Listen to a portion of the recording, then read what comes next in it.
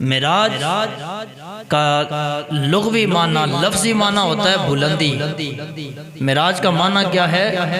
بلندی۔ اس کو معراج اس لیے کہا جاتا ہے کہ اس معراج میں، اس سفر معراج میں، اس واقعہ معراج میں، اس معجزہ معراج میں رب نے اپنے حبیب کو وہ بلندی عطا فرمائی ہے، وہ عظمت و شان و کمال عطا فرمایا ہے کہ جو عظمت اور شان اور بلندی اللہ نے کسی اور کو عطا ہی نہیں فرمائی۔ اللہ نے دیگر انبیاء کرام کو بھی معجزے عطا فرمائے ہیں، کسی نبی کو ایک معجزہ، کسی کو 2، کسی کو 4، کسی کو 5، کسی کو 10، کسی کو 20، لیکن باری آئی امام الانبیاء کی تو اللہ رب العالمین نے فرمایا یا ایھا الناس قد جاءکم برہان من ربکم، اے کائنات والو اب تمہارے درمیان میرا سونا رسول سراپائے معجزہ بن کے آیا ہے۔ حضور کا پورا وجود سراپائے معجزہ ہے۔ آقا حضور کو اللہ نے بے حد و بے شمار انگنت معجزات سے نوازا ہے، لیکن جہاں اللہ نے اپنے حبیب کو دیگر بے شمار معجزات عطا فرمائے ہیں، وہاں اللہ نے اپنے حبیب کو 2 بڑے معجزے عطا فرمائے ہیں۔ ایک معجزہ اللہ نے قرآن کی صورت میں عطا فرمایا، دوسرا معجزہ اللہ نے معراج کی صورت میں عطا فرمایا۔ اللہ رب العالمین جل شانہ نے باقی انبیاء کرام کو بھی معراج عطا فرمائی ہے، اور امام الانبیاء صلی اللہ علیہ وسلم کو بھی اللہ نے معراج عطا فرمائی ہے۔ نہ صرف معراج کروائی بلکہ اللہ نے اس معراج کا تذکرہ بھی اپنی لارب کتاب کے اندر بیان فرمایا۔ خالق کائنات جل شانہ قرآن مجید برہان رشید کے اندر 15ویں پارے کی پہلی آیت مبارکہ کے اندر حضور کے اسی سفر معراج کو، اسی واقعہ معراج کو، اسی معجزہ معراج کو بیان کرتے ہوئے رب العالمین فرماتا ہے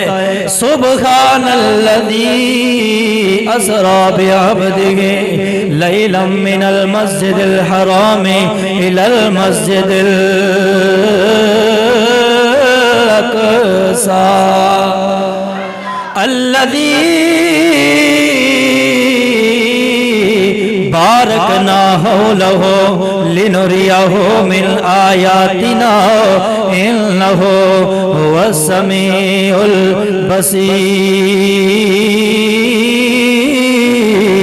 البصير۔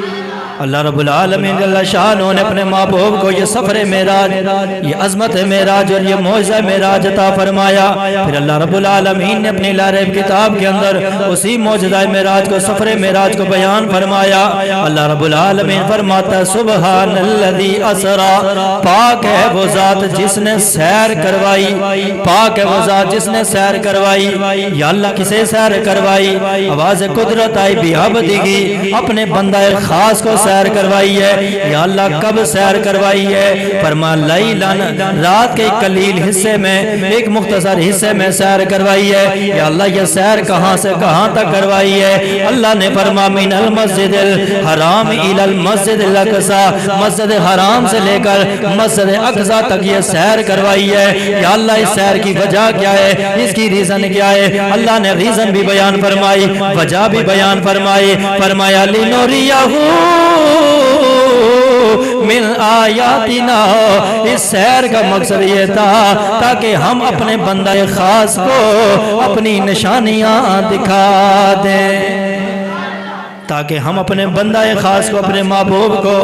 اپنی نشانیاں، اپنی آیات بینات دکھائیں۔ اب یہاں اللہ رب العالمین نے حضور کی سیر کو، حضور کے سفر معراج کو، حضور کے واقعہ معراج کو، معجزہ معراج کو بیان فرمایا۔ لیکن آپ دیکھیں اللہ رب العالمین کا انداز کتنا اعلیٰ ہے، کتنا عظیم انداز ہے۔ رب نے فرمایا سبحان الذی اسری، پاک ہے وہ ذات جس نے سیر کروائی۔ یہاں سیر کرنے والے حضور ہیں، لیکن رب العالمین نے اس سیر کی نسبت حضور کی جانب نہیں فرمائی۔ یہ نہیں فرمایا کہ میرے محبوب نے سیر کی، یہ نہیں فرمایا میرے رسول نے سیر کی، یہ نہیں فرمایا میرے بندہ خاص نے سیر کی، بلکہ فرمایا کائنات والو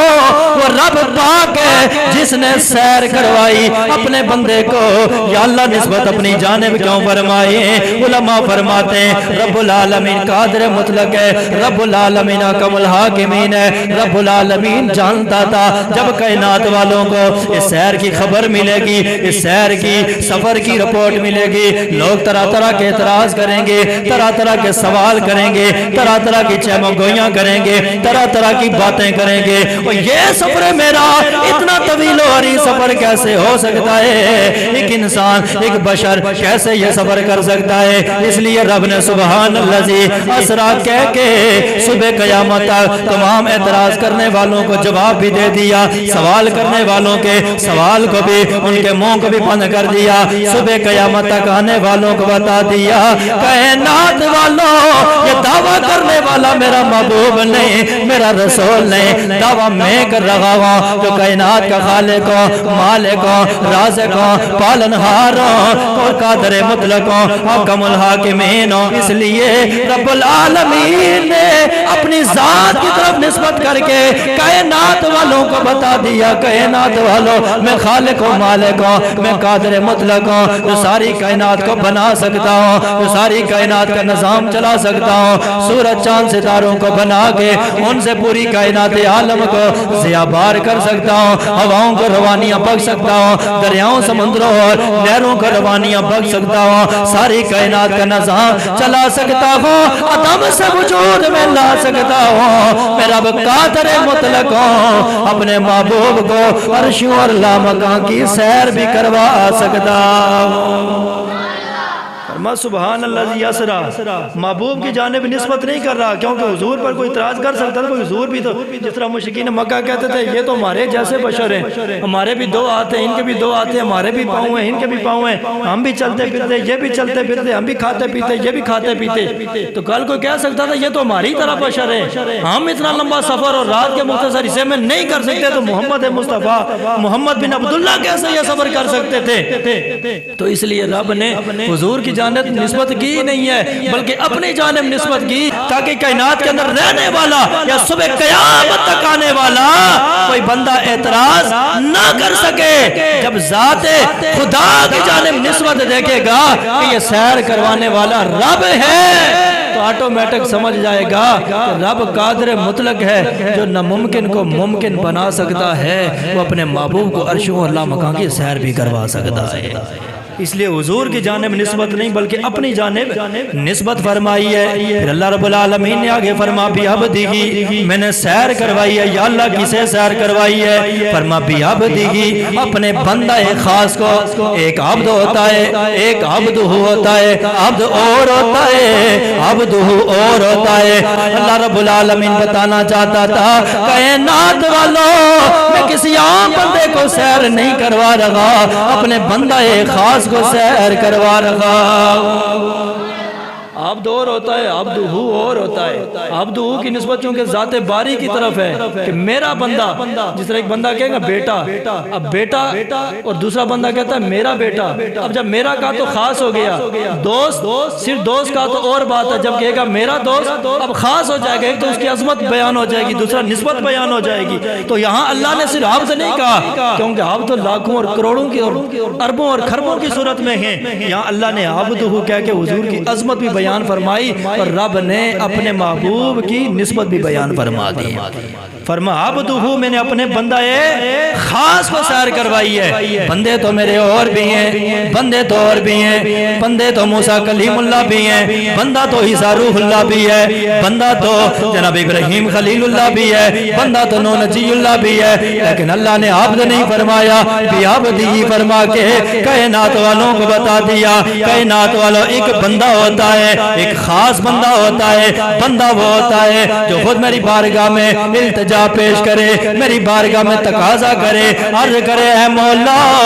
میں تجھے دیکھنا چاہتا ہوں، تیرا دیدار کرنا چاہتا ہوں۔ رب فرمائے لن ترانی، سونیا نہیں دیکھ سکتا، پھر بار بار اصرار کرے، بار بار اصرار کرے یا اللہ دیکھنا چاہتا ہوں۔ رب فرمائے پھر آ جا کوہ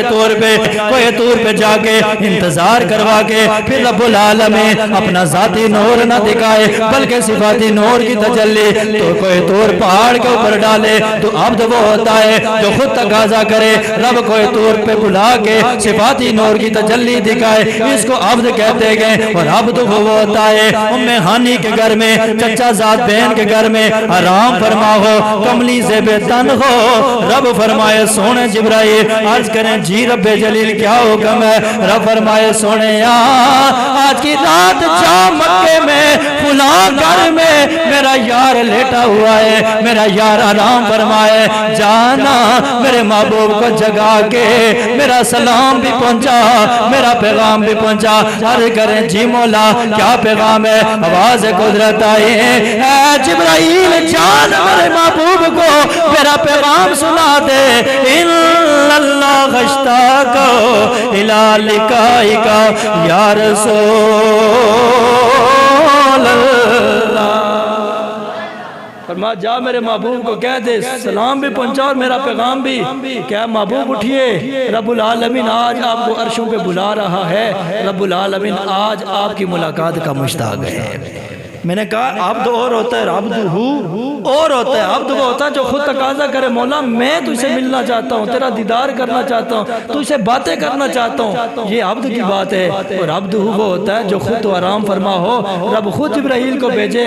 اور فرمائے اے جبرائیل جا میرے محبوب کا پیغام دے آج رب خود تمہیں اپنی بارگاہ میں بلا رہا ہے رب العالمین خود تیری ملاقات کا مشتاق ہے اور رب العالمین خود آج تجھے اپنا دیدار عطا کروانا چاہتا ہے تو اللہ تعالیٰ نے یہاں اس لیے عبد نہیں فرما بلکہ بیابدی ہی فرمایا فرمایا کسی عام بندے کو نہیں میں اپنے بندہ خاص کو یہ سیر کروا رہا ہوں کس کو جی بندہ خاص کو سیر کروا رہا ہوں اسی لیے تو ہم کہتے ہیں جانا موسیٰ کا کجا جانا میرے آقا کا کجا پر اپنا جانا اور ہے رب کا بلانا اور ہے اپنا جانا اور ہے رب کا بلانا اور ہے فرما سبحان اللذی اسرا بعبدہ پاک ہے وہ ذات جس نے سیر کروائی اپنے بندہ خاص کو یا اللہ کب سیر کروائی فرما لیلن رات کے ایک مختصر حصے میں سیر کروائی کب سیر کروائی ہے دن کے اجالے میں نہیں رات کی تاریکی میں اور پوری رات میں نہیں فرما لیلن یہ لیلن کے اوپر جو دو زبریں ہیں یہ بتا رہی ہیں پوری رات نہیں آدھی رات بھی نہیں بلکہ رات کے ایک مختصر سے حصے میں رب نے اپنے محبوب کو سیر کروائی اور وقت کتنا لگا آؤ حضور سے پوچھتے ہیں وقت کتنا لگا میرے آقا حضور سرکار مدینہ نے پورے سفر معراج کو خود بیان فرمایا پورے سفر معراج کو بیان فرمایا آقا حضور نے وقت بھی بتایا میرے آقا فرماتے میں مسجد حرام سے چلا براق کے اوپر سوار ہو کر 70,000 فرشتوں کے جرمٹ میں جبرائیل کی معیت میں میکائیل کی معیت میں اسرافیل کی معیت میں سفر کرتے کرتے مسجد اقصی میں پہنچا وہاں نبیوں نے استقبال بھی فرمایا وہاں مسجد اقصی میں نماز بھی پڑھائی مسجد اقصی میں خطبے بھی دیے سارے نبیوں نے میں نے بھی خطبہ دیا پھر آسمان کی طرف سفر شروع ہوا پہلا آسمان آیا دوسرا آیا تیسرا آیا چوتھا آیا پانچواں آیا چھٹا آیا ساتواں آسمان آیا پھر سدرۃ المنتہا پہ جا پہنچا پھر سفر کرتے کرتے قرب خدا بندی کے اندر پہنچا آواز آتی گئی او دونوں منی حبیبی او دونوں منی حبیبی او دونوں منی حبیبی آقا فرماتے میں آگے بڑھتا گیا بڑھتا گیا بڑھتا گیا یہاں تک کہ قرب خدا بندی کے اندر پہنچا رب العالمین کے خاص قربیان کے اندر پہنچا ثم دنا فتدلا فکان قاب قوسین او ادنی رب کے قرب خاص کے اندر پہنچا آقا فرماتے ہیں رب العالمین کا دیدار بھی نصیب ہوا بے حجاب جلووں کے ساتھ رب العالمین کا دیدار بھی کیا رب سے باتیں بھی کی راز و نیاز بھی کیے پھر تحفے طائف کا سلسلہ بھی ہوا میرے آقا فرماتے ہیں پھر میں وہاں سے لامکان سے واپس اپنے گھر کے اندر آیا یہ سارا سفر معراج ہے آقا فرماتے ہیں لوگوں پر وقت کتنا لگا میرے آقا فرماتے ہیں جب گیا تھا دروازے کی کنڈی ہل رہی تھی واپس آیا تو کنڈی ہل رہی تھی جب گیا تو کنڈی ہل رہی تھی واپس آیا تو کنڈی ہل رہی تھی آقا فرماتے ہیں جب گیا تو جس پانی سے آقا نے وضو فرمایا تھا وہ پانی چل رہا تھا آقا فرماتے ہیں جب واپس آیا تو بھی پانی چل رہا تھا آقا فرماتے ہیں جب گیا تھا بستر گرم گرم چھوڑ کے گیا تھا، چونکہ حضور آرام فرماتے، جبرائیل نے آ کے جگایا، پھر جبرائیل ساتھ لے کے چلے۔ آقا فرماتے ہیں اے کائنات والو، اتنا طویل و عریض سفر کیا ہے مسجد حرام سے اقصی، اقصی سے لامکان، لامکان سے واپس مسجد حرام۔ آقا فرماتے ہیں یہ سفر اتنا طویل ہے، لیکن جب گیا تھا بستر گرم تھا، جب واپس آیا ہوں تو بستر ابھی بھی گرم تھا، کنڈی بھی ہل رہی تھی، پانی بھی چل رہا تھا اور بستر بھی ابھی۔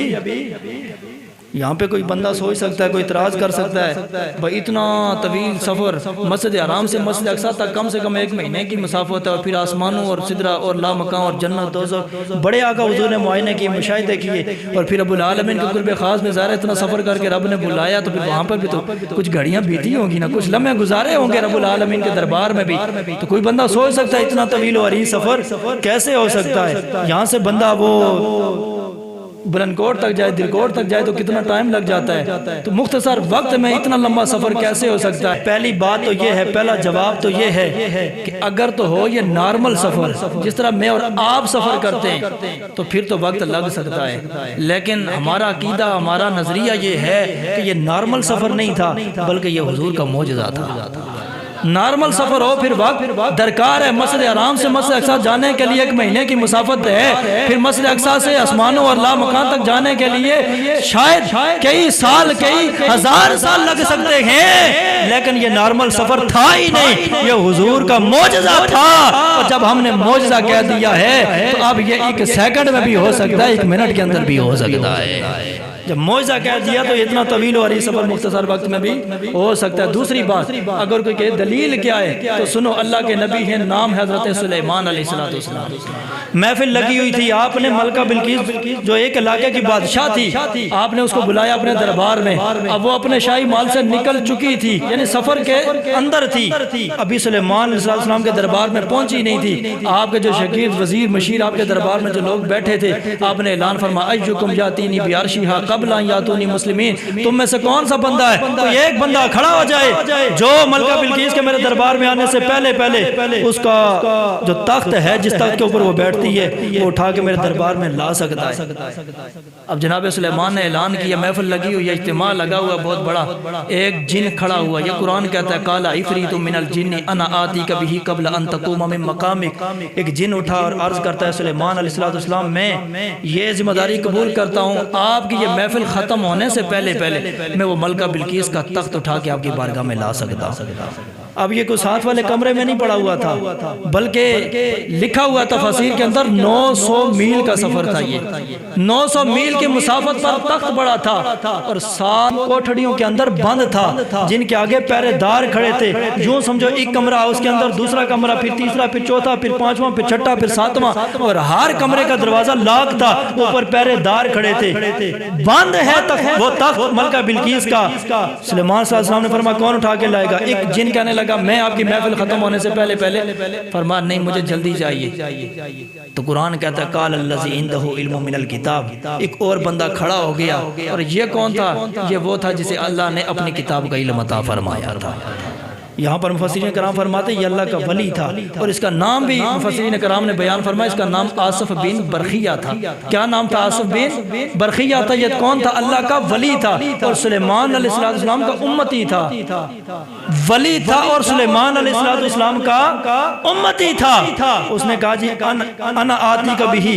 قبل ان یرتد الیک طرفک، اے سلیمان علیہ السلام اگر اجازت دیں تو میں یہ تخت لا سکتا ہوں۔ کب تک لاؤ گے؟ کتنا ٹائم لگے گا؟ ان یرتد الیک طرفک، آپ کی یہ پل جو ہے نا، یہ جھپکنے سے پہلے آپ کی بارگاہ میں لا کے پیش کر دو۔ گھنٹے 2 گھنٹے کا ٹائم نہیں لیا، دن یا 2 دن کا ٹائم نہیں لیا۔ ان یرتد الیک طرفک، کہا میں پل جھپکنے سے پہلے وہ تخت آپ کی بارگاہ میں۔ فرما ٹھیک ہے، حکم ملا، اجازت ملی۔ اب جناب سلیمان علیہ السلام کا دربار ہے، وہاں سے وہ چلا 900 میل کا سفر طے کر کے، اور تخت بھی کوئی معمولی سا نہیں تھا کہ بس جیب میں ڈال کے ہاتھ میں بیگ تھا کہ اٹھا کے لے آیا، بہت بڑا تخت، وسیع و عریض، میں تفصیل میں نہیں جاؤں گا، اتنا بڑا وسیع و عریض تخت اٹھا کے ابھی پل بھی نہیں جھپکی تھی، جناب سلیمان کی بارگاہ میں لا کر پیش کر دیا۔ تو اب مجھے کہنے دو کہ جناب سلیمان علیہ السلام کے امتی، جناب سلیمان کی امت کا ایک ولی، اللہ نے اسے اتنی طاقت دی ہے کہ 900 میل کی مسافت سے وہ تخت باری پر تخت اٹھا کے 1 سیکنڈ کے اندر کہ وہ تخت لا کے آپ کی بارگاہ میں پیش کر چکا۔ تو پھر مجھے کہنے دو اگر سلیمان